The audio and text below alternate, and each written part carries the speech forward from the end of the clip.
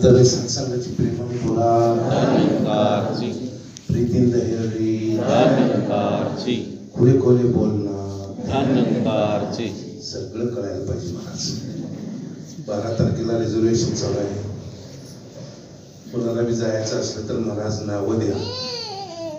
माणसं चालली म्हणजे आपल्या डोळ्यातनं पाणी येते. आपण रिझर्वेशन केलेलं नसते महाराज.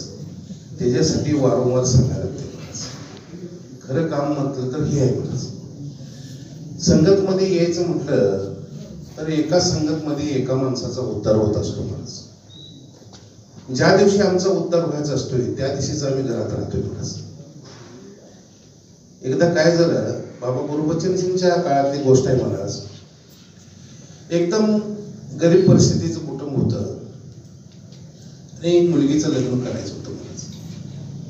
महात्माजी रोज येऊन म्हणायचे, महाराज माझ्या मुलगीचं लग्न आहे आणि 1-2 आठवड्यावर आलेलं आहे. बेटा चिंता मत कर नाही म्हणायचे. मग बाबा अवतारसिंग म्हणायचे, बेटा चिंता मत करायचं.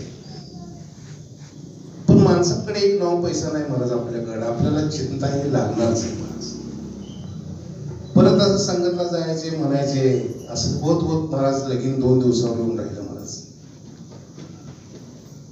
बाबा अवतारसिंगजी महाराज म्हणाले, बेटा कुछ होता नहीं, सब कुछ ठीक ठाक हो जाएगा. क्या करेगा आप महाराज? अभी क्या तो भी देना पड़ेगा. ठीक है,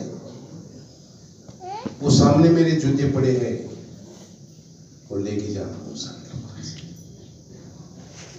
गुरुवर विश्वास असणं हे फार मोठं गणित आहे. सत्संगला येणं हे सोपं आहे, पण गुरुवर विश्वास असणं फार मोठं कठीण आहे. काय नाही महाराज, कावेला त्यांनी महाराज जुते बांधले आणि निघून चाललं महाराज. काही वेळ निघून चालला आणि समोर नाही राजाजी महाराज. राजाचा मोठा असा कार्यक्रम चाललेला होता महाराज आणि त्याच्या साईडनं हा निघून गेला महाराज. आणि राजाला असा वास आला की ह्या जगामध्ये कुठलाच असा वास नाही, असा इतका सुंदर वास आला महाराज. आणि त्यानं लोकांनी सांगितलं महाराज, म्हणाले ऐसा वास आ रहा है, किसके पास क्या है देखो म्हणले, कैसा अंतर आहे. तर हा माणूस हळू चाललेलाच होता महाराज. पण हा पुढे जात असताना हिच्या मागं वास येत होता महाराज. त्याला बोलवून घेतलं महाराज. क्या है आपके पास? कुछ नहीं मेरे पास कुछ है, गुरु के चरण आहे म्हणून सांगितलं महाराज. बघितलं त्यांनी वास घेऊन महाराज. क्या काही बोले लेक्चर आहे म्हटलं. कशासाठी घेऊन चाललायस? माझ्या पोरगीचं लगीन आहे म्हटला आणि माझ्या गुरुनं दान केलंय मला म्हटलं. बस म्हटलं काय हरकत नाही म्हटला, तुझ्या पोरगीचं लग्न राजशाही थाटात करून देतो म्हटला आणि ही वस्तू मला दे. तर गुरु आहे. कन्नड मध्ये म्हणा आहे, गुरु लिंगांत समय समर्पा यारो इल्ला येविन संसार. अरे कोणाचं काय स्वरूप नाही महाराज या जगात. फक्त जाताना गुरुवर एवढा विश्वास ठेवला की बस तेरे जैसा जग में तुझा कोई नहीं, तू है सृष्टि का. तुम्ही सत्संग प्रेमाने बोला. 14 तारखेला कार्यक्रम आहे आपल्या. ध्यानात ठेवायचा. आपल्या घरापासून एक माणूस आणायचा आहे महाराज. चला एकदा म्हणायचं, राजा बघ तर एकदा काय होतंय. प्रेमाने बोला. जी सत्संगजी यानंतर आपल्या जुरे माताजी सुंदर असं गीताची सेवा करतील. तदनंतर सत्संगजी तासगावून आलेल्या सपकाळ माताजी या सुंदर असं विचाराची सेवा करतील. सत्संगजी मोठ्या प्रेमाने बोला.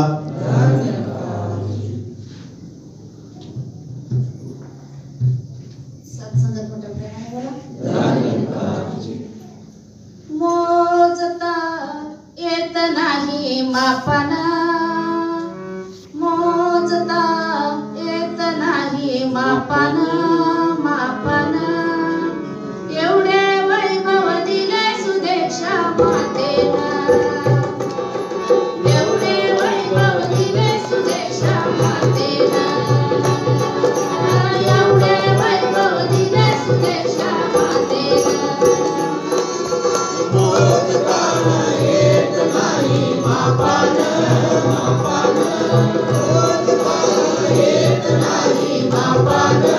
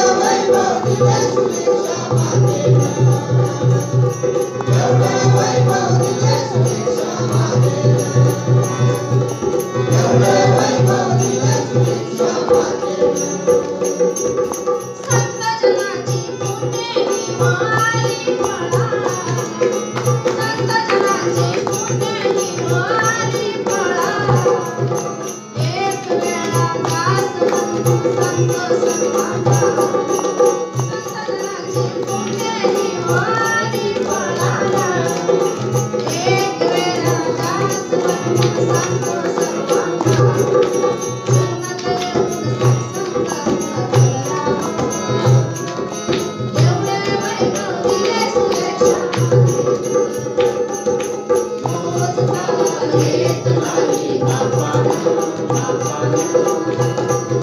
एवढे वैभव दिले सुरेशा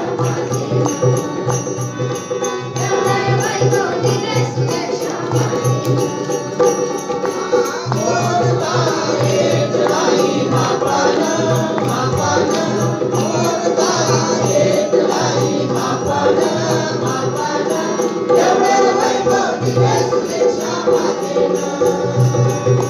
एवढे वैभव दिले सुरेशा एवढे वैभव दिले सुरेशा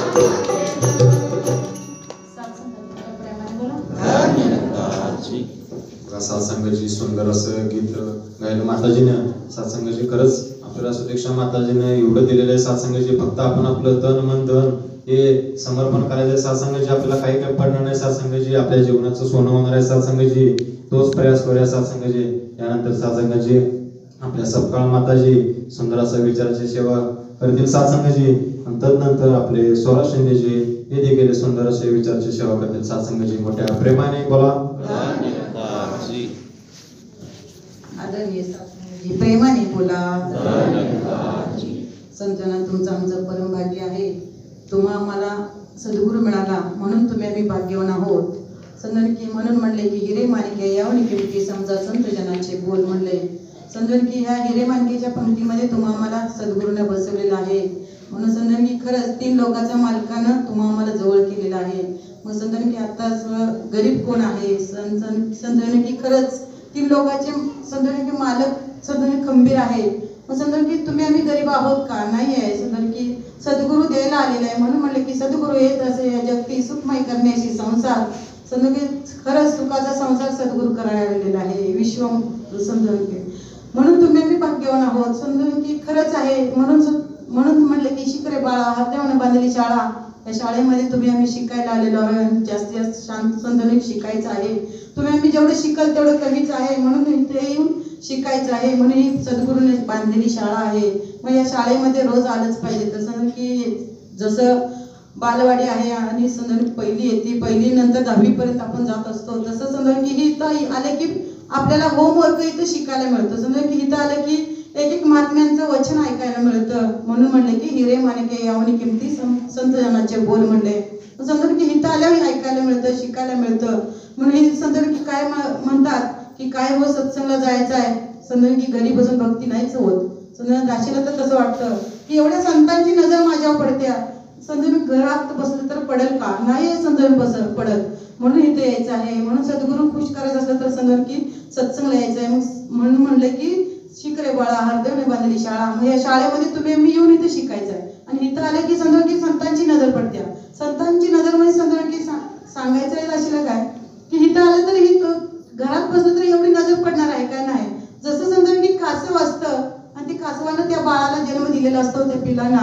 आणि तसं समजा की जे त्यानं न तणपण करता समजा की ते काय करतं कासव त्या पिल्लाच्या नजरेला नजर टाकत असतं. तसं ती पिल्लं मोठी होत असतात. तसं समजा की सद्गुरूच्या चरणावाले की इथं ही संतांचं समजून की नजर पडली तर तुम्ही आम्ही मोठं होणार आहे आणि जीवनाचा उद्धारही होणार आहे.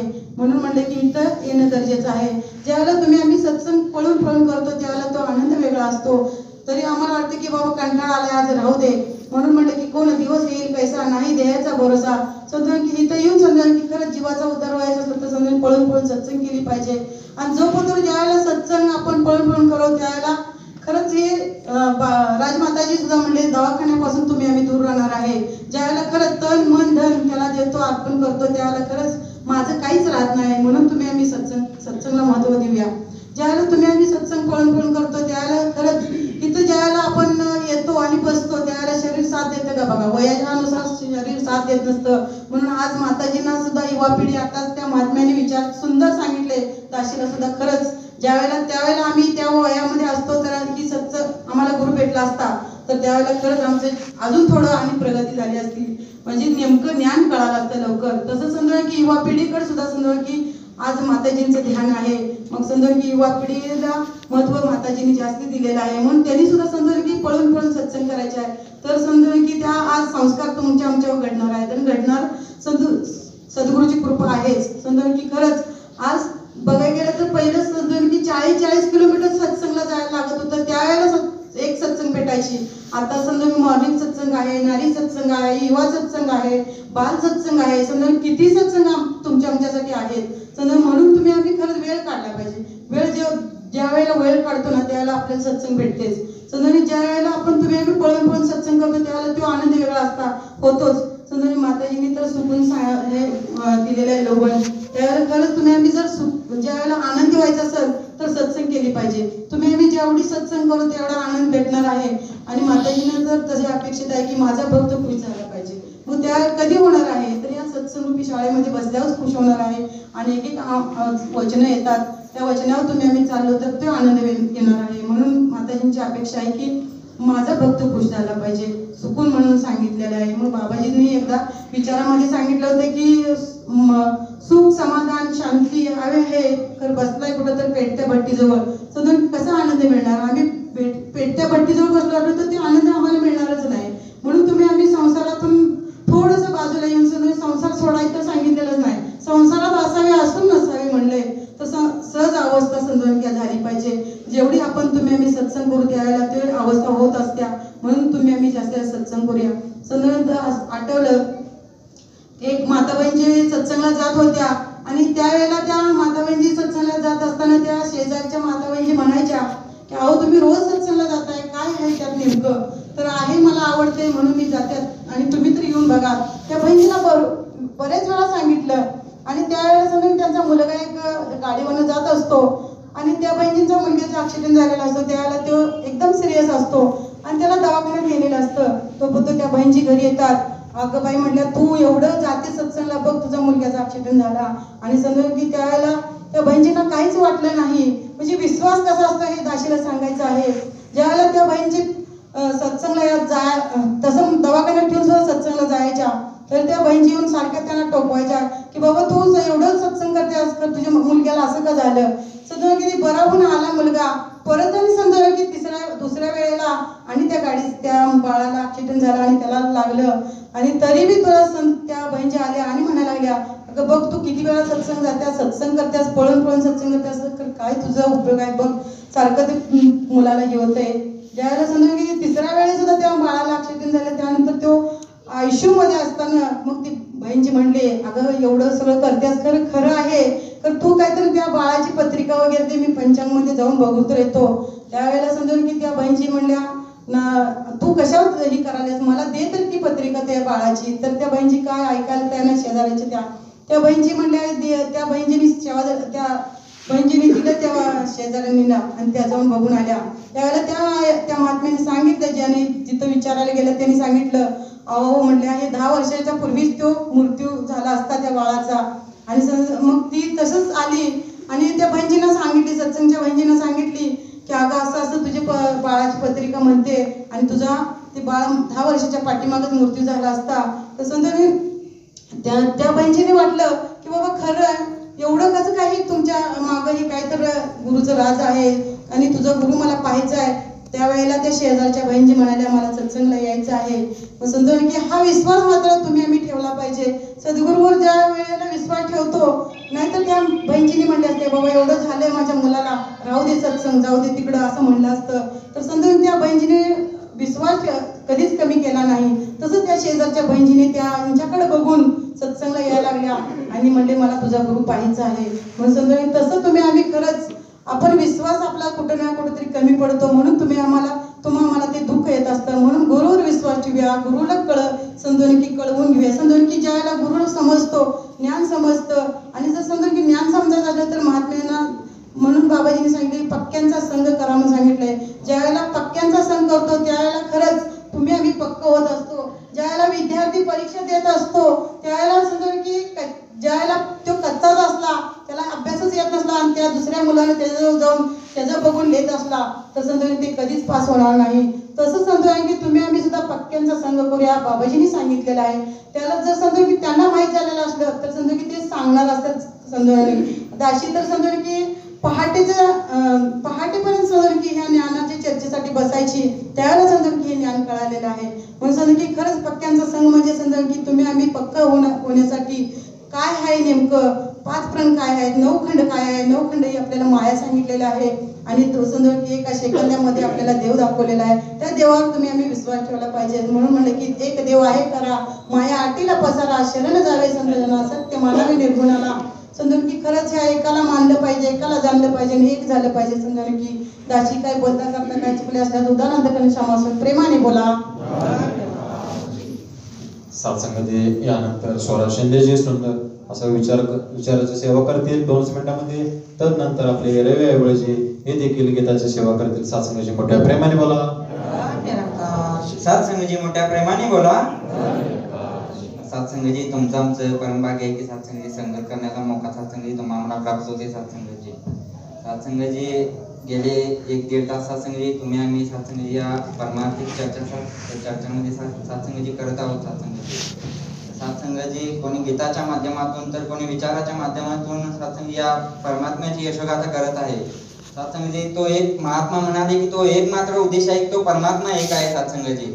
आणि तो परमात्मा साची तुम्ही आम्ही सत्संगी सद्गुरूच्या कृपा आशीर्वादाने सत्संगी जाणताय. सत्संगाची तोच जाणताय सत्संगी की महात्मा म्हणाले की बुद्धीच्या पल्याड जाऊन सत्संगी त्या परमात्म्याची यशोगाथा ही संत महात्मे करतायत. बुद्धीच्या पल्याड जाऊन सत्संगाची बुद्धीचे वैभव अन्य नाही तुझे एका केशवरायाची सकल स्थिती की महात्मा म्हणाले तुमच्या माझ्या अभ्यासानं तात्पुरता लक्षात राहील म्हणले सत्संगाची. योगी चांगदेवांना प्रश्न विचारला की त्याच्या पुढे काय, त्याच्या पुढे काय, त्याच्या पुढे काय. योगी चांगदेव प्रश्नाची उत्तर द्यायचे सत्संगाची. आता प्रश्नही संपलं उत्तरही संपलं सत्संगाची. त्याच्या पुढे काय म्हणले, त्याच्या पुढे काय. योगी चांगदेव थांबले सत्संगाची. त्याच्या पुढे त्याची उत्तर दिली की त्याच्या पुढे काय नाही, तुझ्या पुढे मी आणि माझ्या पुढे तू आहे सत्संगाची. तुझ्या पुढे मी आणि माझ्या पुढे तू आहे सत्संगाची. अनंत माऊली म्हणाले की अनंत रूपे अनंत वेचे देखीला मी त्याची बाप रुक्मा देवी वरून खून बांधलीच जेची देखीला माये देवांचा देव सत्संगी. ज्ञानोबा म्हणाले बघितला या डोळ्याने बघितला म्हणले तो देव आहे तरी कसा सत्संगाची. अव्यक्त निराकार नाही दया आकार येतोनी चराचर हरी दिसे सत्संगाची. जो येत नाही जात नाही खात नाही पीत नाही सत्संगाची. जो शस्त्राने कापत नाही अग्नीने जळत नाही वाऱ्याने इजत नाही पाण्याने भिजत नाही सत्संगी. असा देव असा परमात्मा सत्संगी तुमच्या जीवनात आलेला आहे सत्संगाची. सत्संगी आपली चूक कुठे होते सत्संगी की सत्संगाची सद्गुरूला आपण शरीर समजून बसलोय सत्संगाची. ही परिस्थिती जेव्हा अर्जुनाची झाली ना सत्संगाची 3.5 हाताच्या नरदेहाला सत्संगाची कृष्ण समर्थना अर्जुन काय म्हणतो सत्संगाची पाहता कीर प्रतिभासे येत नवलाव काय असे न पाहताही दिसे तो जैसा सत्संगाची. की अर्जुन म्हणाला की महात्मा सत्संगी म्हणाला की सत्संगीजी देवाला पाहायला गेल्यावर तू दिसणे यात काही नवल नाही म्हणले सत्संगीजी.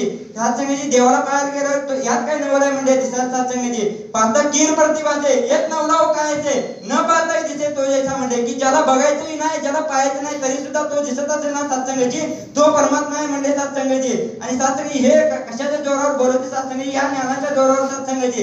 जेव्हा सत्संगी संजय धृतराष्ट्राला समजवत होता ना सत्संगीजी सत्संगी संजय फक्त सत्संगी एका घोड्याचा सत्संगी राखणदार होता ज्याचा अधिकार शुल्लक होता सत्संगी. तो त्या धृतराष्ट्राला समजत होता की सत्संगी एक राजा होता सत्संगी धृतराष्ट्र तो सत्संगी त्याला समजत होता की सत्संगी कशा जोरावर या ज्ञानाच्या जोरावर समजत होता की सत्संगीजी हे ब्रह्मरसाचे पारणे अर्जुनाला की घातले नारायणे परी सहज अवसरे पाहुणे पात्र आम्ही सत्संगीजी. सत्संगीजी उन्हाळ्याचे दिवस होते सत्संगीजी पायात चप्पल नव्हती आणि चालत सत्संगी प्रवास चालू होता. आणि तो प्रवास चालू होता सत्संगी पुढे सत्संगी सावकारचा वाडा आला सत्संगीजी. आणि त्या वाडाबाहेर जाऊन सत्संगीजी फक्त एक हाक मारली आणि सत्संगीजी हाक मारून म्हणले की थोडंसं पाणी मिळेल का सत्संगीजी. आणि योगायोगाने सत्संगी त्या वाड्यामध्ये सत्संगीजी त्या सावकाराचा जावया आलेला होता सत्संगी. आणि त्या जावयासाठी सत्संगी पंचपक्वानाची पंगत बसलेली होती सत्संगीजी. सत्संगीजी आतून परत आवाज आला की पाणी काय मागताय या जेवायला सत्संगीजी. सत्संगीजी संजय म्हणाल का त्या पंक्तीला बसले सत्संगीजी. तर या सत्संगीजी दासला तोच आशीर्वाद द्यायचा सत्संगी बोलण्यापुरतं न राहता सत्संगीजी तुमच्या संतांची चरणधूळ म्हणून राहता सत्संगी मोठ्या प्रेमाने बोला. सत्संगाची यानंतर आपले रवी ऐवळेजी सुंदर असं गीताची सेवा करतील. तदनंतर आपले आश्री गुरुजी हे देखील 2 मिनिटांमध्ये विचारची सेवा करतील. सत्संगाची मोठ्या प्रेमाने बोला. सत्संगाची प्रेमाने बोला. देव माझा मी देवाचा हीच माझी सत्यवाचा देव माझा मी देवाचा हीच माझी सत्यवाचा देव माझा मी देवाचा हीच माझी सत्यवाचा देव माझा मी देवाचा हीच माझी सत्यवाचा हीच माझी सत्यवाचा हीच माझी सत्यवाचा हीच माझी सत्यवाचा हीच माझी सत्यवाचा माझी सत्यवाचा हो देव माझा मी देवाचा हीच माझी सत्यवाचा देव माझा मी देवाचा हीच माझी सत्यवाचा देव माझा मी देवाचा हीच माझी सत्यवाचा देव माझा मी देवाचा हीच माझी सत्यवाचा देह देवाचे देऊळ देह देवाचे देऊळ आत बाहेर निर्मळ आत बाहेर निर्मळ हो देव माझा मी देवाचा हीच माझी सत्यवाचा देव माझा मी देवाचा हीच माझी सत्यवाचा देव माझा मी देवाचा हीच माझी सत्यवाचा देव माझा मी देवाचा हीच माझी तुका मने धन्य झालो तुका मने धन्य झालो आज विठ्ठला भेटलो आज विठ्ठला भेटलो हो देव माझा मी देवाचा हीच माझी सत्यवाचा देव माझा मी देवाचा हीच माझी सत्यवाचा देव माझा मी देवाचा हीच माझी सत्यवाचा देव माझा मी देवाचा हीच माझी सत्यवाचा प्रेमानं बोला सासंगजी यानंतर आपले आशिष गुरुजी 2च मिनिटांमध्ये आपले विचारची सेवा करतील. तदनंतर आपले पंचमुखी संदीप साळुंकेजी विचार आणि काही निवेदन देतील. सासंगजी मोठ्या प्रेमाने बोला. सासंगत प्रेमाने बोला. सासंगत वेळ तर हो पाहतोय. सासंगत दासला बी यायला 5 मिनिटं उशीरच झालता आणि सासंगत बरेच महात्मा बोलले. सासंगतजी गीताच्या माध्यमातून सासंगतजी विचाराच्या माध्यमातून सासंगतजी बोलले. सगळ्यांचा उद्देश सासंगतजी सद्गुरूला अडवण्याचाच होता. मग सासंगतजी त्याच्या मनामध्ये विचार आला की सासंगत 5 मिनिटं सासंगतजी उशिरा आलंय आणि सासंगतजी विचार सांगायला जर मी 5 मिनिटं इथे घेतले तर सासंगतजी सद्गुरूचा वेळ सासंगत घेतल्यासारखा आहे.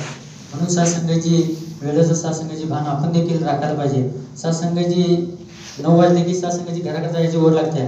तशी सासंगतजी 6:30 इकडे सत्संगला यायची ओढ लागायला पाहिजे सत्संगाची. या सत्संगाची तेच ध्यान सत्संगाची तोच प्रयास सत्संग प्रेमाने बोला. बघा सत्संगाची गुरुचं वचन पाळलं. सत्संगाची 2 मिनिटांमध्ये विचार दिले. सत्संग यानंतर आपले संदीप साळुंकेजी सत्संगाची मोठ्या प्रेमाने बोला. सद्गुरु स्वरूप महात्मा स्टेजवर विराजमान परमादेवी नारायण सकाळचे शासन त्यांच्याबरोबर आलेले माताचे तुम्ही सर्व संत महापुरुषांच्या पवित्र पावनच्या दास पावनाचा कोटी कोटी धन्य करून नमस्कार मोठ्या प्रेमाने बोलूया.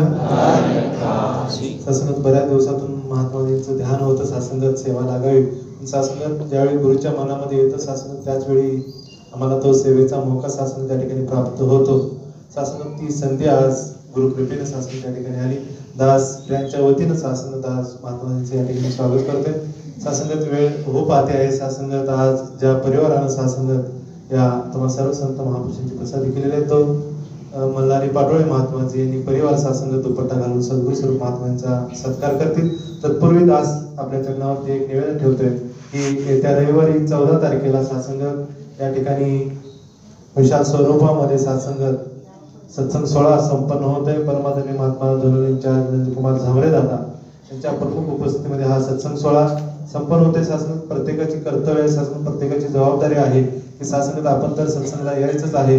त्याच्याबरोबर शासनात आपल्या संघ असणारे महापुरुष असतील परिवार असतील तसं त्यांना सगळ्यांना सांगून शासनात या ठिकाणी सत्संगाला प्रेरणा शासनात देऊन शासन यायचं आहे. पुढे या परिवार तुम्ही येणार म्हणून मी इथं बोलायला लागले. प्रेमाने बोला आणि तुम्ही तिथं थांबा. प्रेमाने बोला. तर शासनात सद्गुरू स्वरूप महात्मांचा सत्कार शासन त्या ठिकाणी हा परिवार दुपट्टा घालून करतोय. जे मी परिवाराचं ध्यान आहे मनोकामना सद्गुरू मातांच्या कृपेनं पूर्ण आहेत. सद्गुरू माता सुदीक्षा सविंदर हरदेवजी महाराज की जय. प्रेमाने बोला. शासनात सत्संग समाप्तीनंतर शासनात प्रचार आणि प्रसाराची शासन त्या ठिकाणी मीटिंग होईल. सर्वांनी शासनात मीटिंग करून प्रसादी करून शासन प्रस्थान करायचं. प्रेमाने बोला. बघा सत्संगाची यानंतर आपले कुमार शिंदेजी आखरी गीताची सेवा करतील आणि तदनंतर आपले स्टेज विराजमान सपकाळ महात्माजी यांचं विचार श्रवण करायचं आहे. सत्संगाची प्रेमाने बोला. प्रेमाने बोला.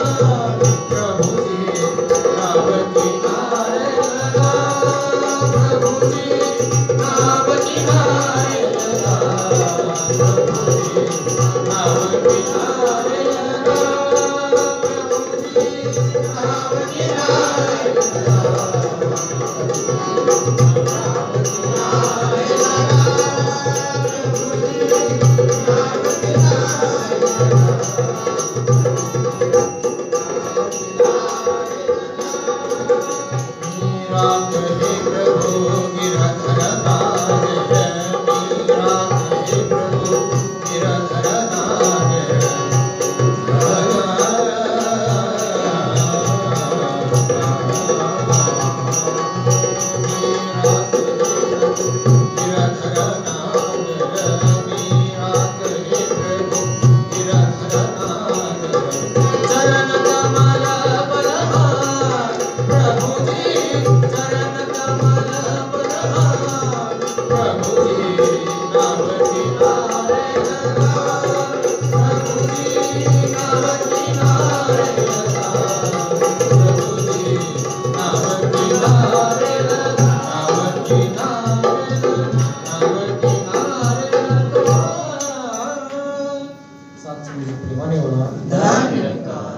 सत्संगाची बघा आपल्या निरंकारी मिशनची 2 वचन आहेत सत्संगाची. हे आपल्या जीवनाचं सोनं करायचं झालं सत्संगाची. ते 2 वचन म्हणजे सत्संगाची प्रेमाने बोला आणि चांगल्या संगतीत राहा सत्संगाची. खरंच आपल्या जीवनाचं सोनं होणार आहे सत्संगाची. सत्संगाची वेळ तर झालेली यानंतर सत्संगाची सर्वांची नावे मंगलाचरणमध्ये सर्वांनी मंगलाचरणला साथ द्यायचे आहे. त्यानंतर आपले स्टेजवर विराजमान नारायण सत्पाळ महात्माजी यांचे विचार श्रवण करूया सत्संगाची. मोठ्या प्रेमाने बोला. हे समर्थ परमात्मा हे निर्गुण निरंकार तू करता है जगत का तू सबका कण कण में बस रहा तेरा रूप अपार तीन काल है सत्य तू मिथ्या है संसार घट घट वासी है प्रभु अविनाशी करता दया से तेरी हो सभी भव सागर से पार निराकार साकार तू जग के पालनहार गए अंत महिमा तेरी दाता परम्पार परम पिता परमात्मा सब तेरी संतान भला करो सबका प्रभु सबका हो कल्याण भला करो सबका प्रभु सबका हो कल्याण.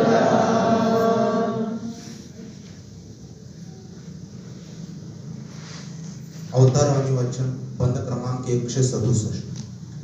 डोळे मिटुनी कैसी प्राण्या गाढ झोप आली तुझला जागा होऊन काम करी तू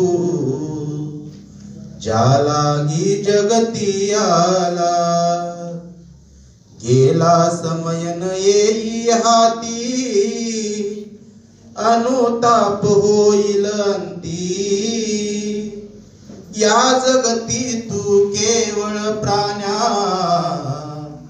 काही दिवसांचा तिथी मानवतन अति दुर्लभ आहे सहज मिळाले नाही तुला गर्भातून तू येता बाहेर विसरलास भगवंताला निज रूपाची जाणन तुझला गुरु करवी घे याची जाण तू वेड्या कोण हा स्वामी ज्याने दिदले तन मन प्राण यमधर्माला काय सांगशी याचा थोडा करी विचार अवतार म्हणे तो हाती आहे करी जीत किंवा तू हार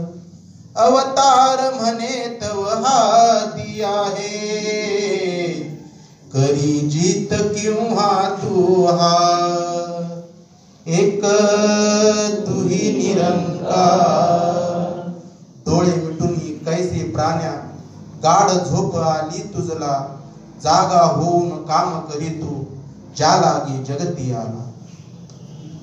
सद्गुरु माता सुदीक्षा सविंदर देवजी महाराज की जय. सत्संगाची प्रेमाने बोला. सद्गुरूंची अशी कृपा आहे. सद्गुरूंनी तुमची माझी निवड करून या ठिकाणी आणून बसवलं आणि खऱ्या अर्थानं तुमची माझी जोडी सुखाने भरून दिली की ज्या सुखासाठी आज माणूस रात्रंदिवस धडपडताना तुम्ही आम्ही पाहतो आहोत. कारण सुख, समाधान, शांती, थंडावा, गारवा, सावली या गोष्टी केवळ आणि केवळ परमार्थामध्ये मिळतात. परमार्थाच्या व्यतिरिक्त काहीही केलं तरी सुख, समाधान, शांती मिळत नाही. परमार्थ हा केवळ आणि केवळ तुमच्या माझ्याशी निगडीत असणारा विषय आहे. कारण परमार्थ कुठल्या पशु पक्ष्यांनी, पेट पौद्यांनी, किडामुंगीनं केलेला तुम्ही आम्ही पाहिला नाही. परमार्थ हा विषयच फक्त आणि फक्त तुमच्या माझ्यासाठी लागू आहे. कारण म्हटलं जातं की पशुतेही नाही गती ऐसे सर्वत्र बोलती नरते हीच प्राप्ती परलोकाची. म्हणून नरते श्रेष्ठ नाना देहामध्ये वरिष्ठ जयाचे चुके यमयातनेचे गरिष्ठ म्हणते महाराज. परमार्थ कशासाठी करायचा हा अत्यंत चिंतनाचा विषय आहे. कारण सगळ्यांचा परमार्थ चालूच आहे. परमार्थ करत नाही, भक्ती करत नाही असा एकही मनुष्य शोधून पण सापडणार नाही. राम नाम सब कुछ लेते हैं ठग ठाकुरावर चोर म्हटले किंवा देख मनुष्य जात सकळ स्वभावताच भजनशील म्हटले. सगळ्यांना परमार्थ करावासा वाटतो, भक्ती करावीशी वाटते. परंतु चिंतनाची गोष्ट ही आहे की परमार्थ कशासाठी करायचा आहे हे माहीत नाही महाराज. ज्यांना ब्रह्मज्ञान प्राप्त आहे त्यांना माहीत झालं की परमार्थ कशासाठी करायचा आहे. परंतु ज्यांना ब्रह्मज्ञान नाही आहे त्यांना परमार्थ कशासाठी करायचा आहे, केवळ आणि केवळ मला माझा प्रपंच सुधारायचा आहे, भौतिकता सुधारायची आहे, घर प्रपंच सुधारायचा आहे, मुलं बाळं मोठी करायची आहेत, पद प्रतिष्ठा मिळवायची आहे, पैसा अडका मिळवायचा आहे, सत्ता संपत्ती मिळवायची आहे. यासाठी केवळ आणि केवळ परमार्थ चालू आहे. पण तो परमार्थ आमचा तेव्हाच पूर्णत्वाला जातो की ज्यावेळेला माझ्या जीवनामध्ये पूर्ण सद्गुरू येतील, मी जिथून आलो तिथं पोहोचेल, त्यावेळेलाच खऱ्या अर्थानं परमार्थाचं पूर्णत्व गाठता येतं. त्यामध्ये सगळी साधनं लोक वापरताना आपण पाहतो महाराज. अगदी व्रत, वैकल्य, तीर्थक्षेत्र, तीर्थस्थान, पूजा पाठ, होम हवन, जत्रा, यात्रा, योग, याग, विधी, ध्यान, धारणा, मुद्रा, आसन, नमाज, बंदकी याच्या साधनातून लोक परमार्थ करू पाहतात. परंतु यातली कुठलीही गोष्ट दास चुकीची आहे असं अजिबात म्हणणार नाही. परंतु ती गोष्ट, ते साधनं आम्हाला पूर्णत्वाला पण नेऊ शकत नाहीत असं संतांनी ग्वाही देऊन सांगितलं. प्रेमाने बोला. कारण संतांनी ग्वाही देऊन आम्हाला एक आव्हान करून सांगितलं की न जाणीता कोटीवरी साधने केली परोपरी तरी मोक्षास अधिकारी होणार नाही म्हणून सांगितलं. किंवा त्याने इन एके उपाय करीशी जितके म्हणून सांगितलं. एका ज्ञानाशिवाय आम्ही जे पण काय करतो ना महाराज ते सगळं आणि सगळं अपूर्ण आहे, ते पूर्णत्वाला आम्हाला नेऊ शकत नाही. त्याच्यातून समाधान पण मिळत असेल परंतु ते समाधान आम्हाला फार कमी वेळासाठी प्राप्त होतं. परंतु सत्संगाचं जे आम्हाला जे मिळालं, सत्संगामधून जे आम्हाला प्राप्त झालेला जो आनंद आहे ना महाराज, हे जे सुख आहे ना महाराज, ते चिरकाल टिकतं. प्रेमाने बोला. आता आजची केलेली मी सत्संग माझ्या शेवटच्या श्वासापर्यंत नक्की आठवेल. प्रेमाने बोला. साहजिक आहे महाराज. कारण इथानंतर आपण खऱ्या अर्थानं देहभान विसरतो, मी कोण आहे विसरतो. बरोबर ना महाराज. मी माझा अहंकार, मला आणि माझ्या अहंकारातून मी बाजूला जातो आणि इथं त्यातला समोर ठेवून माझा परमार्थ चालू असतो. त्यामुळं मी सत्संगमध्ये कुठली गोष्ट विसरू शकत नाही. परमार्थामधूनच फक्त आणि फक्त सुख समाधान मिळतं. कुठल्याही पशु पक्षाला परमार्थ करण्याचा अधिकार नाही. पशु मानवा माझी अंतर आहे इतकेची अवतार, ब्रह्मज्ञान प्राप्तीचा केवळ मानवास आहे अधिकार म्हटले महाराज. ब्रह्मज्ञान घेणं, भजन कीर्तन करणं, प्रवचन ऐकणं, या सगळ्या गोष्टी फक्त आणि फक्त मानवासाठी आहेत महाराज. परंतु ब्रह्मज्ञान घेण्याची किमया किंवा ब्रह्मज्ञान मिळण्याची जी गोष्ट आहे ना ती सगळ्यांना प्राप्त होत नाही बरं का. मानवाला भक्ती करण्याचा जरूर अधिकार आहे, बरोबर नाही. परंतु सगळेच लोकांना ज्ञान मिळेल, सगळ्यांच्या जीवनामध्ये माझे सद्गुरू येतील ही अपेक्षा चुकीची आहे. प्रेमाने बोला. कारण कुणीतरी अर्थार्थी जिज्ञासू भक्ताची अवस्था पार पाडल्या पाहिजेत. सगळ्यांच्या वाट्याला सद्गुरू येणार नाही. जन्मजन्मी आम्ही बहुपुण्य केले तेव्हा या विठ्ठले कृपा केली. आमचं कुठलं ना कुठलं तर पहिलं सुकृत जन्मामध्ये काही ना काहीतरी गोष्ट चांगली झाली असेल, बरोबर ना महाराज. म्हणून मला तुम्हाला या ठिकाणी निवड करून या ठिकाणी आणून बसवले.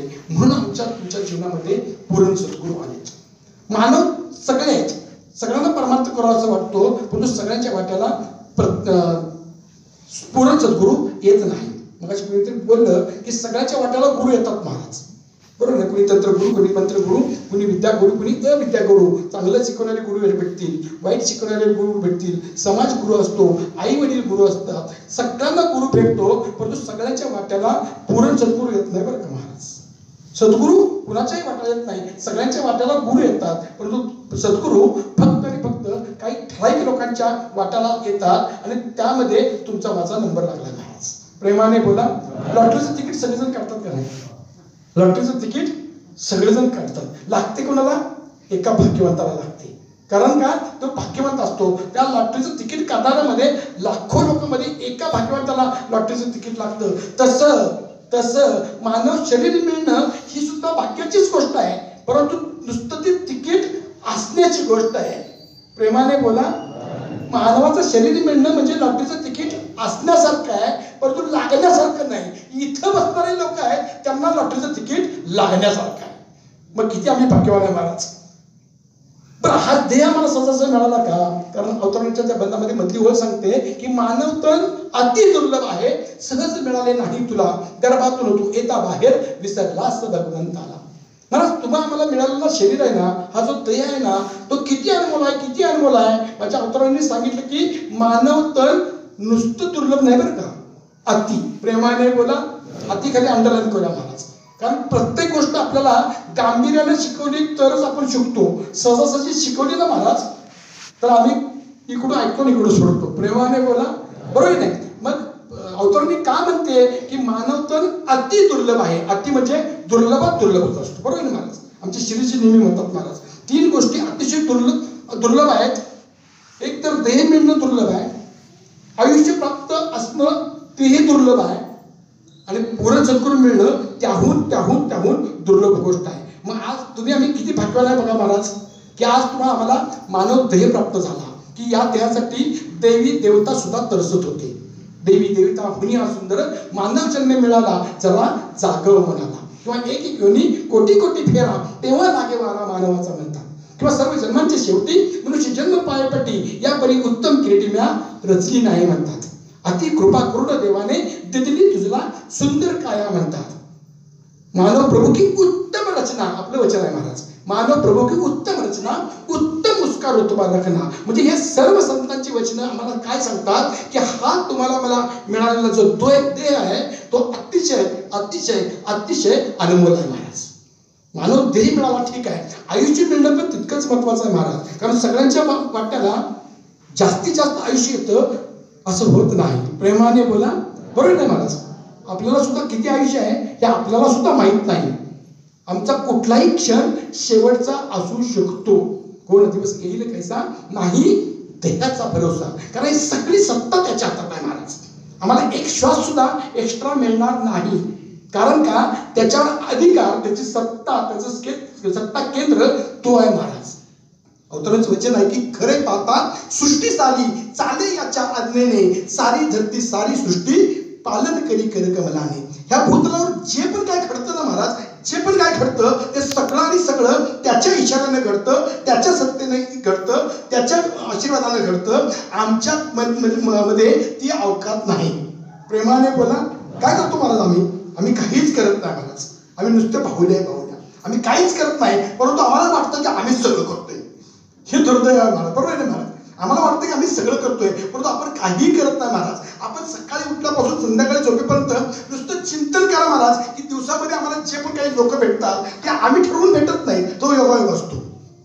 आता मगाशी महात्म्यांनी सांगितली बऱ्याच दिवसात महात्म्यांची इच्छा होती जेवढी इकडे यायची. बरोबर नाही? परंतु माझी इच्छा असून उपयोग काय महाराज? माझ्या गुरुची इच्छा व्हायला पाहिजे, त्या देवाची इच्छा व्हायला पाहिजे. बरोबर आहे? तेव्हा मला इकडे निवड होणार, इकडे यायला मिळणार, तुमचं दर्शन करायला मिळणार. या सगळ्या गोष्टी त्याच्या इच्छेने होतात. त्याची प्रचिती प्रत्येक वेळेला आम्ही घेतो, परंतु आम्ही मान्य करत नाही. हे आमचं दुर्दैव आहे महाराज. मला माझं पण आम्ही सोडतच नाही महाराज. सगळं मला येतंय, सगळं मला पाहिजे, मीच करतोय म्हणून सगळं होतंय. हे आमचे सगळे भ्रम आहेत महाराज. परंतु या सगळ्या गोष्टी त्याच्या इशाऱ्याने चालतात. याची परिस्थिती येते, दासला आली. प्रेमाने बोला. बरोबर आहे महाराज? आणि आजच्या दिवसाची मजा बघा. सकाळी 11 ते 1 जत, संध्याकाळी तुमच्या संघ सत्संग श्रवण करायला ऐकायला मिळते, तुमच्या दर्शनाचा लाभ होतोय. महाराज आजचा दिवस इतका भाग्याचा वाटतो की आजच्या दिवसामध्ये काही ना काहीतरी सारखं झालं असं वाटतं महाराज. आणि दासची तळमळ पण आहे महाराज. दासला सगळ्यांना एक कळकळीची विनंती पण काय महाराज, आपल्याला सत्संग सेवा सिमरन रोज करायला सांगितले. ठीक आहे, एखाद्या दिवशी आपल्याला रोज सत्संग करणं शक्य नसेल तर आपल्याला कमीत कमी त्या दिवसामध्ये एक महात्मा तर कमीत कमी भेटलाच पाहिजे. त्याशिवाय झोप येता कामा नये महाराज. प्रेमाने बोला, बरोबर आहे महाराज. दिवसाचं सार्थक केव्हा होणार, कमीत कमी मला एक तर महात्मा भेटलाच पाहिजे. त्या गुरुचा गुणानुवाद गायता आलाच पाहिजे. मला त्या गुरुचा शुक्रिया अदा करता आलाच पाहिजे. मला कोणीतरी जागरूक अवस्था देण्यासाठी एक तर कमीत कमी महात्मा मला भेटलाच पाहिजे. आणि तो भेटला तरी सत्संग झाली महाराज. प्रेमाने बोला, तो भेटला तरी माझी सत्संग होते. म्हणून मला सत्संग सेवा सिमरन सांगितली. सेवा काय करायची आहे महाराज? सेवा धर्मी पुण्य आहे, सांगे सका श्रीहरी, देवांचाही दैव करतो भक्तांची चाकरी. सुख आम्हाला जर शोधायचं असेल ना महाराज तर संसार करूनच आम्हाला सुख सापडतं. संसारामध्ये सुख नाही हे संतांनी पण सांगितलं. संसारिक सुखाचा नाही अनुभव म्हणून या देव आठवावा. किंवा संसार दुःख मुळे चोहीकडे इंगळ विश्रांती नाही कोठे म्हणतात. किंवा दुःख मुळे आहे या संसार सुखाचा विचार नाही कोठे म्हणतात. किंवा सुख पाहता जवळ एवढे दुःख पर्वत आवडे म्हणतात. महाराज संसारामध्ये कोणालाही सुख सापडलं नाही आणि सापडणार पण नाही. आमचे भांडवली महाराज नेहमी म्हणायचे, महाराज संसार एक असं झाड आहे म्हणायचे की त्याला फळ पण लागत नाही आणि ते सावली पण देत नाही म्हणायचे. प्रेमाने बोला, ते सावली पण देत नाही म्हणायचे. आणि एका महात्म्यांच्या हातामध्ये बर्फ आहे, माणसाच्या हातामध्ये बर्फ आहे म्हणायचे, डोक्यावर बर्फ आहे म्हणायचे आणि पाय मात्र इंगळात आहेत म्हणायचे संसार रूपी. आणि संसार रूपी इंगळात असल्यानंतर त्याला कसला सुख समाधान शांती थंडावा गारवा सावली प्राप्त होणार आहे म्हणायचे. म्हणजे संसारामध्ये सुख नाही हे त्रिकालीबाद गोष्ट सत्य आहे. परंतु आम्हाला त्याच संसारामध्ये सर्व सुख अनुभवता येतात. ही माझ्या गुरुने दिलेली देण आहे महाराज. अवघाचे संसार सुखाचा करी नाही. माझ्या संसारामध्ये खऱ्या अर्थानं सुख आहे महाराज. मला संसारामध्ये सुखाचं म्हणजे काय अतिउच्च गोष्ट मला गाठता आली महाराज. कारण संसार कोणाच्या हातात दिला आणि ज्याची वस्तू त्याची समजा कामा नसेल तक्रारीचे म्हणे अवतार प्रणा पहिला तन मन धनी देवाचे देह काळाचा धन कुबेराचे ते ती मनुष्याचे काय आहे. माझं उगाच म्हणजे काही नाही रे नारा तुझं जिथल्या तिथं जाशी टाकूनी शरीर सुद्धा हे नाही तुझं. पहिल्या प्राणामध्ये जर आम्ही जर खऱ्या अर्थानं जर गांभीर्याने लक्ष दिलं ना महाराज तर सुख समाधान शांती सगळ्या गोष्टी आम्हालाच प्राप्त होतात. कारण का पहिल्या प्राणामध्ये सगळ्या गोष्टी जगल्यात. परमार्थातली सगळ्या गोष्टी पहिल्या प्राणामध्ये जगल्यात महाराज. आम्हाला ज्ञान देताना 20 मिनिटं गेली. त्याचं कारण होतं की पहिले 19-19.5 मिनिटं आम्हाला काय सांगितलं की काय चुकीचं करत होतो ते सांगितलं महाराज. काय परिवर्तनशील आहे, काय बदलणारी गोष्ट आहे, जी गोष्ट देव होऊ शकत नाही त्या गोष्टीला त्या वस्तूला आम्ही देव समजत होतो. जसं आज समाज समजतंय एक दोन्ही नाही चुकला हा सारा संसार देवाची ओळख नाही करती नामाचा उच्चार. महाराज कुणालाही देवाची ओळख होत नाही. केवळ सद्गुरू जीवनामध्ये यावे लागतात. मगाशी सांगितल्याप्रमाणे नुसता गुरु येऊन चालत नाही. कारण गुरु आमच्या कानमंत्र देऊ शकतो, द्विधा मनस्थितीमध्ये अडकू शकतो, द्वैतात अडकू शकतो, खिशाची लुबाडलूब पण करू शकतो. परंतु माझा सद्गुरू यातलं काहीच करत नाही. माझा सद्गुरू केवळ माझी नौका पहिले तिला नेतो महाराज. निरंकार प्रत्यक्ष दाखवी जाणावा तो गुरु खरा नामरूपी नौके आधारे सहज करीतो भवपारा. किंवा झाली भेटी पूर्ण गुरुची. आता पूर्णला आणलं नाही बरं का, बाकी सगळे गुरु आहेत महाराज, बरोबर नाही. पूर्ण गुरु फक्त आणि फक्त माझा आहे महाराज. झाली भेटी पूर्ण गुरुची, आवागमन संपूर्ण केले, सहज अवस्था प्राप्त झाली, दुःख कष्ट संपूर्ण केले. कुठलं दुःख? येरझाराचं सुख महाराज. माझं येणं जाणं होतं ना ते दुःख अति वाईट आहे. वारी वारी जन्म मरणाचे वारी हरी पडलो आता संकट निवारी. आम्हाला ते दुःख, बाकीचे दुःख सगळे येतील जातील, त्या दुःखावर काही ना काहीतरी आम्हाला मार्ग काढता येईल महाराज. संसारात दुःख येतात ना महाराज, त्या संसारावरच्या दुःखामध्ये आम्हाला काही ना काहीतरी मार्ग काढता येईल. परंतु या देहात येऊन परमात्म्याची जर प्राप्ती नाही करता आली, मी जिथून जर आलो तिथून जर नाही पोचलो, मला जर देव कळला नाही, मी जर प्रेम केलं नाही, मी जर सत्संग केला नाही, मी जर अज्ञान सोडलं नाही, मी जर कर्मकांड सोडलं नाही तर महाराज चुकलिया वर्म फेरा पडे म्हटले. आमचा हा अनमोल देह प्राप्त होऊन सुद्धा आम्हाला यातलं काहीच सत्ता आलं नाही. येण्याची जन्मे मज ओळख हवे येथेची आपणा उद्धरावे म्हटले. या जन्मात येऊन जर त्याची ओळख नाही झाली आणि माझा जर उद्धार नाही झाला, उद्धार कशाला म्हणायचा महाराज? गाडी घेतल्यावर, बंगला बांधल्यावर, मुलं मोठी केल्यानंतर, सुना नातवंड आल्यानंतर, पैसा अडका आल्यानंतर, सत्ता संपत्ती आल्यानंतर त्यातल्या कुठल्याच गोष्टीतून उद्धार होणार नाही महाराज. उद्धार माझा तेव्हाच होणार की माझ्या शेवटच्या क्षणाला मला तो आठवला पाहिजे आणि मी जिथून आलो तिथं पोहोचलो पाहिजे, तर उद्धार आहे. नसेल तर सत्संग करून सुद्धा, सेवा करून सुद्धा, सिमरन करून सुद्धा महाराज पुन्हा मला जन्ममरणाचा फेरा पडू शकतो. आणि जन्ममरणाचा फेरा चुकवण्यासाठी केवळ आणि केवळ परमार्थ करायचा आहे. परमार्थ कुठल्या गायनासाठी करायचं नाही, बरोबर ना महाराज, कुठल्याही सांगण्यासाठी करायचं नाही, कुठला व्यवस्था चालवण्यासाठी काही नाही, कुठल्याही गोष्टीमधून परमार्थ होत नाही महाराज. परमार्थाचं बोललं तर तेव्हाच काढता येतं की मी शेवटच्या क्षणी जिथून आलो तिथं पोहोचलो की खऱ्या अर्थाने माझा परमार्थ, माझा येलो परलो सुखी झाला महाराज. आणि शेवटच्या दिवशी जर मला तो आठवायचा असेल त्यासाठी मला सातत्याची गरज आहे. कवा तर गेलो सत्संगाला तर काहीच लाभ होणार नाही. प्रेमाने बोला, कवा तर गेलो तर लाभ होणार नाही महाराज. किंवा अर्थाची सिद्धस्य भक्ताच्या अवस्थेमध्ये आपण बघतो, संकट आले की देवा मला पाव, बरोबर ना महाराज. आमचे गोरे महाराज नेहमी म्हणायचे महाराज, ताप आला की देवा तू माझा बाप, आणि ताप गेला की देवा मी तुझ्या बापांचा पण. प्रेमाने बोला, म्हणजे संकट आले की आम्ही देवाची आठवण करतो, परंतु संकट येऊ दे नाही तर नाही येऊ दे, परंतु आम्ही प्रत्येक क्षणाला, प्रत्येक क्षणाक्षणाला क्षणोक्षणी करावा हाची विचार कराव्या फार भवचेतू. क्षणाक्षणाला आम्हाला त्याची आठवण व्हायला पाहिजे, म्हणून आम्हाला सत्संगची गरज आहे. आम्हाला सेवेची काय गरज आहे की सेवा सगळेजण करतात महाराज. प्रकृती सुद्धा आपली सेवा करते. वृक्ष आपले फळ ना खाई, फळ खाई सारा संसार महाराज. अगदी प्रकृती सुद्धा आपली सेवा करते महाराज. डोंगर, दर्या, पाणी, वीज, सूर्य, चंद्र, तारे हे आपली सेवा करायला तत्पर आहेत महाराज. का बरोबर ना महाराज, का आपण तयार केले की आमच्या सेवेसाठी, बरोबर नाही, आमच्या सेवेसाठी या सगळ्या गोष्टी देवानी अतिशय व्यवस्थित घडवून आणल्यात. म्हणजे त्यांनी आम्हाला सेवा शिकवावी आणि आम्ही सेवा करू नये याच्यासारखं दुर्दैव नाही महाराज. कारण सेवा काय असते हे तर कळतं महाराज. सेवा काय असते समागमाला केल्यानंतर कळतं. सेवा काय असते ती खऱ्या अर्थानं दासलं तर असं वाटतं, खरंच सांगू का, समागम केल्याशिवाय आमच्या मिशनचं महत्वच कळणार नाही. कारण हिथं आम्हाला वाटतं महाराज मी आहे म्हणून सगळं आहे, हिथं आमचं भ्रम आहे महाराज. मी आहे म्हणून व्यवस्था आहे, मी आहे म्हणून सेवा आहे, मी आहे म्हणून होतोय, मी आहे म्हणून गाणं वाजतोय, मी आहे म्हणून वाजवतोय. या सगळ्या गोष्टी हिथं मला माझ्या गोष्टी ज्या निर्माण होतात ना महाराज, त्या जर कळून पडायचे असतील ना तर समागमच करायला पाहिजे. कारण समागमच केल्यावर कळतं की मी काहीच नाही, बरोबर ना महाराज.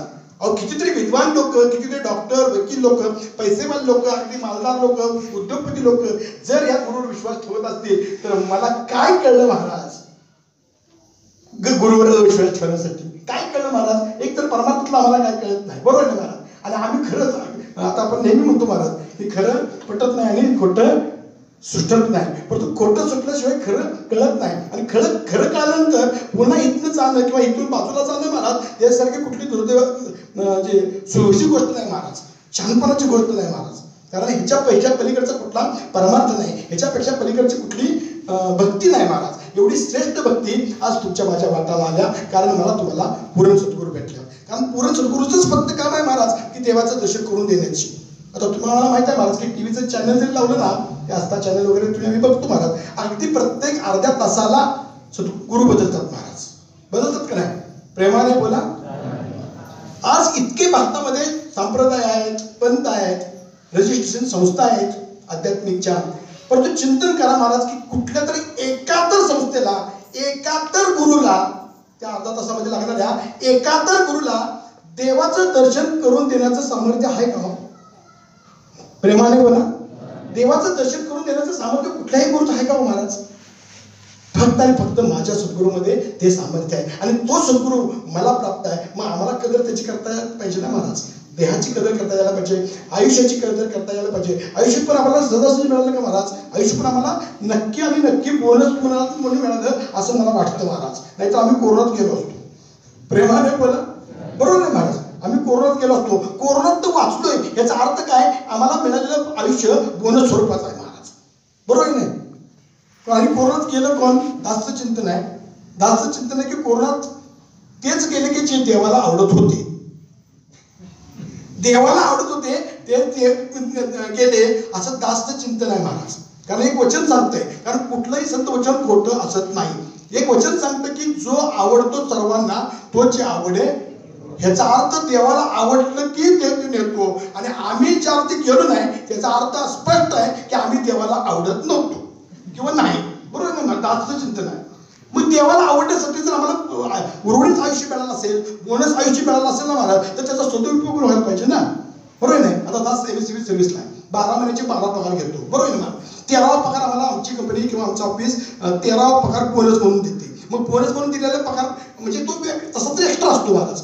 12 महिन्याचं काम करतो, 12 महिन्याचा अगदी चोख पगार घेतो. तरी पण 13 महिन्याचा पगार माझ्या कंपनीनं मला बहाल केलेला असतो किंवा माझ्या कंपनीच्या मालकानं माझ्या कंपनीनं मला का दिला असतो, ही कंपनी खुश झाली असते, कंपनीचा काही ना काहीतरी फायदा झाला असतो, म्हणताना मला 13वा पगार देतो. मग 13व्या पगारात आम्ही काही ना काहीतरी विशेष करतो, बरोबर नाही? प्रेमाने बोला, बरोबर. तर 13व्या पगारात आम्ही काही ना काहीतरी विशेष करतो. तसं कोरोनातून राहिलेलं आयुष्य ना मला ते आमचं बोनस आयुष्य आहे. आणि बोनस आयुष्यामध्ये काहीतरी विशेषच करायला पाहिजे, बरोबर नाही? आणि एवढं सगळं होऊन सुद्धा, एवढं सगळं प्राप्त असून सुद्धा अनुमदेह प्राप्त आहे, सद्गुरू प्राप्त आहे, पूर्ण सद्गुरू प्राप्त आहे, ब्रह्मज्ञान प्राप्त आहे, सोन्यासारख्या माझ्यावर प्रेम करणारी माणसं मला जर प्राप्त असताना एवढं करून जर का मी झोपेचं सोंग घेतलं किंवा जर झोपलो ना महाराज, तर माझ्यासारखं दुर्दैवी मीच महाराज. म्हणून इथं म्हटलं की डोळे झाकून कैसी प्राण्या गाढ झोप आली तुझला, जागा होऊन काम करी तू ज्या लागी जगती आला. महाराज आणि सगळीकडे जागा आहे नाही महाराज, परमार्थ करताना जागा आहे नाही. आपण का डोळे झाकून करून आपण प्रपंच करतोय? प्रपंच कोणीही डोळे झाकून करत नाही, बरोबर ना? आणि डोळे झाकून प्रपंच होत पण नाही, बरोबर ना? सगळे जण संसारामध्ये जागा आहेत महाराज. कारण जागा असल्याशिवाय आपलं कुठलंच काय, कारण फायदा काय तोटा काय, कशात फायदा होतो कशात तोटा होतो, काय करावं लागतं काय सोडावं लागतं, हे सगळं कळतं महाराज. संसारामध्ये पक्क जागा आपण, बरोबर नाही? आपलं स्वतःचं लग्न करताना सुद्धा मला कशी बायको पाहिजे होती हे मी ठरवली, म्हणजे त्या ठिकाणी मी जागा होतो. प्रेमाने बोला, बरोबर नाही? आणि सगळ्या गोष्टी आपण जागेपणीच करतो महाराज. आता आपण पेरणीचे दिवस आहेत, असं होतं का महाराज?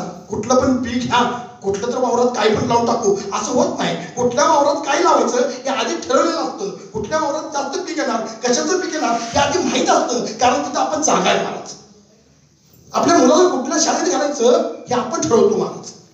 आपण घर कसं बांधायचं आपण ठरवतो. नातवंड असतील तर त्यांना कुठल्या शाळेत घालायचं हे आपण ठरवतो. म्हणजे आपल्याला एखाद्या मुलाचं लग्न करायचं असेल तर सुनबाई कशी आणायची आपण ठरवतो. एखादी मुलगी जर द्यायची असेल तर कुठल्या घरात द्यायची हे सगळं आपण ठरवतो. कारण का संसारामध्ये फायदा तोटा कळतो, त्या ठिकाणी आपण जागा आहे महाराज. आणि परमार्थात झोपून चालतोय नाही. प्रेमाने बोला, परमार्थात झोपून चालेल महाराज. परमार्थात मात्र खऱ्या अर्थानं लोक झोपलेले आहेत महाराज. माझा उद्धार कशात आहे माहीत नाही महाराज. मी माझं पूर्णत्व कशात आहे माझं ते माहीत नाही महाराज. म्हणून परमार्थात झोपून चालत नाही. जागा होऊन काम करी तू ज्या लागी जगती आला. जागो होऊन आम्हाला मी स्वतःला एक प्रश्न विचारायचा आहे, मी का जन्माला आलो, मी कोण आहे, मी आलो कुठून, मी जाणार कुठं, यावर जीवनामध्ये मी कसं जीवन जगायचं, कसं परिवार सांभाळायचा, ह्या सगळ्या गोष्टीचा प्रश्न मला पडला पाहिजे. सगळे प्रश्न पडतात महाराज, संसारात सगळे प्रश्न पडतात, परंतु परमार्थात कुणालाही प्रश्न पडत नाही. ही शोकांतिका आहे महाराज. जागा होऊन काम करी तू ज्या लागी जगती आला. गेला समय येई हाती अनुताप होईल अंती, या जगती तू केवळ प्राण्या काही दिवसाचा अतिथी. अतिथी म्हणजे पाहुणा, काही दिवसाचा. कुणालाही असं ब्रँडेड दिलेलं नाही महाराज की 50 वर्ष 100 वर्ष अमुक वर्ष. कुणालाही असं लिहून दिलेलं नाही कोणी दिवस येईल त्याचा नाही देहाचा भरोसा. केव्हाही आमचा श्वास शेवटचा असणार आहे, कारण आम्ही पाहुणे आहे आणि पाहुण्यानं पाहुण्यासारखं राहायचं असतं. प्रेमाने बोला, बरोबर आहे? पाहुण्यानं पाहुण्यासारखं राहायचं असतं. पाहुण्यानं जर काहीतरी चुकीचं केलं ना महाराज तर कुठलाही पाहुणा त्याला स्वीकारत नाही. तसं इथं आल्यानंतर आम्ही पाहुणा आहे आणि पाहुण्यानं पाहुण्यासारखं राहावं. कारण का कवा ना कवा तर किती पण जर चांगले दिवस आले तर पाहुण्याला आपापल्या घरी शेवटी जावंच लागतं.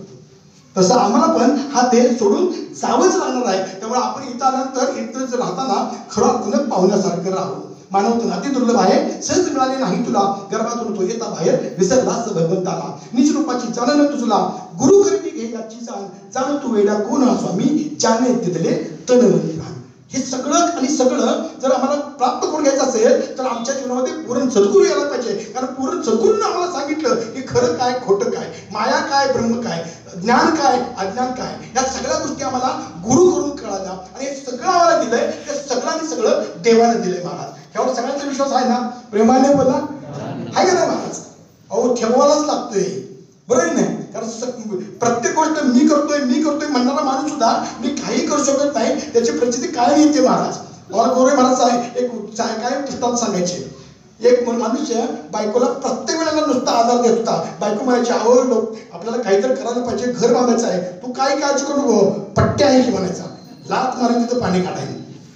बायको म्हणायची अहो मुलाचं लग्न करायचं आहे, तू म्हणला काही काळजी करू नका, पट्ट्या आहे की लात मारून तिथं पाणी काढायचं आहे. प्रत्येक गोष्टीला तू म्हणायचा मी करतोय, तू काही काळजी करू नकोस, पट्ट्या आहे, लात मारून तिथं पाणी काढेल. प्रत्येक वेळेला म्हणत होता. पण ज्यावेळेला तो आजारी पडला, त्याला ज्यावेळेला सलाईन लावलं, त्याला ज्यावेळेला आयुष्यमध्ये टाकलं, त्यावेळेला त्याला चमच्याने पाणी पाजायचे पडायचे.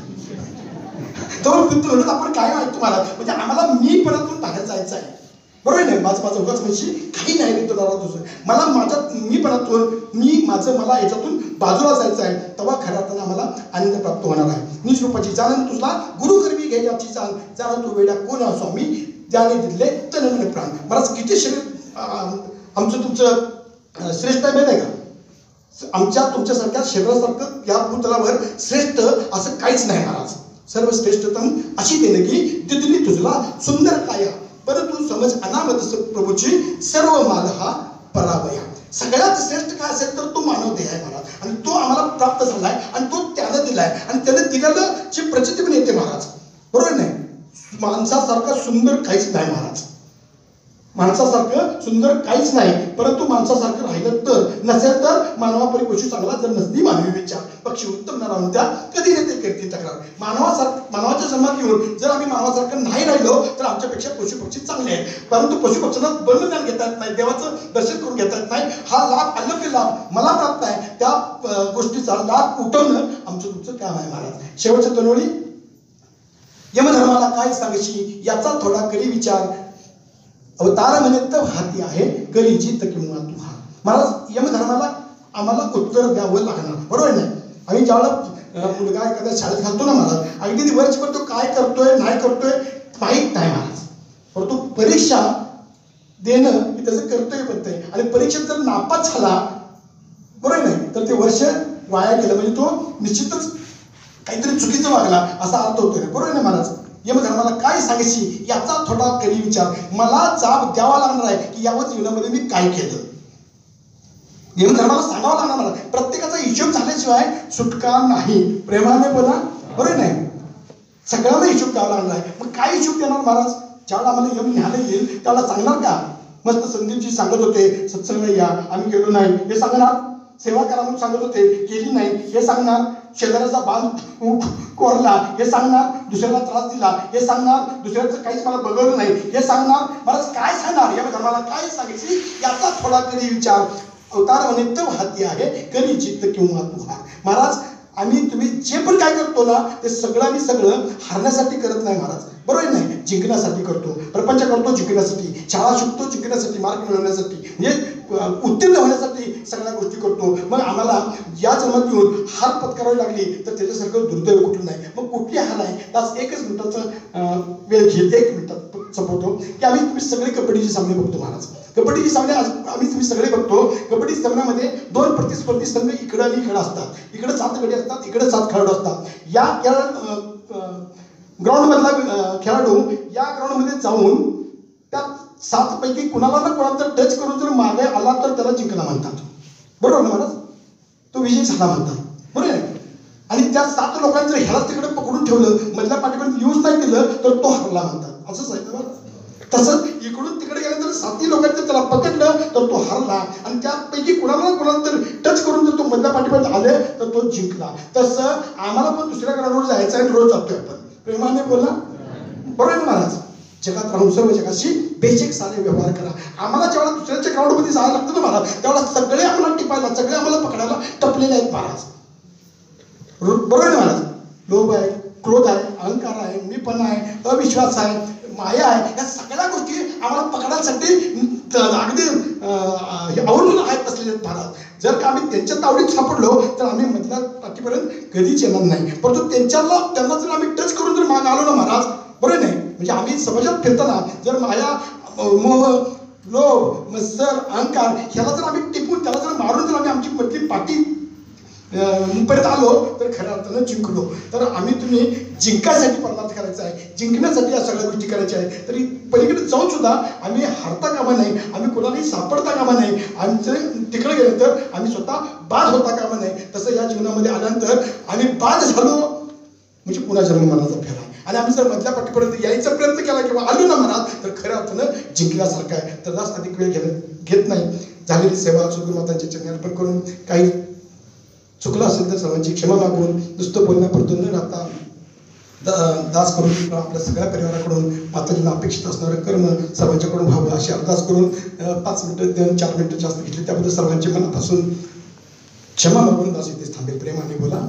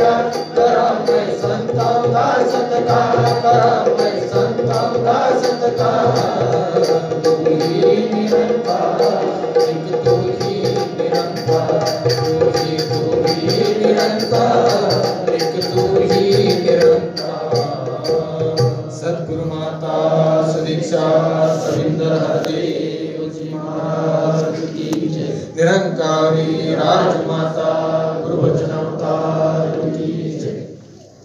सात्संगजी यानंतर स्टेजवरील महात्माजी प्रस्थान करतील.